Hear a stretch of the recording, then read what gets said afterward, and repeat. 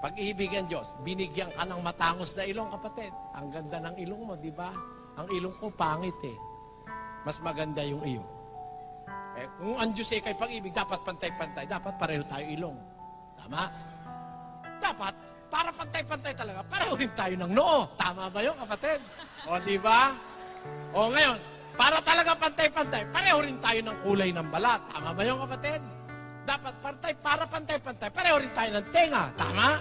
Dapat pareho rin tayo ng taas. Ba, ano labas natin? Magkamukha. Diba? Eh kung lahat tayo mahal ng Diyos, pantay-pantay, magkakamukha tayo. Tama? Kaya mula sa presidente hanggang sa preso, magkamukha. Pag may nagnakaw, hinahabol ng pulis, nalagay sa gitna ng magkakamukha eh. Ganun ang gusto mong gawin.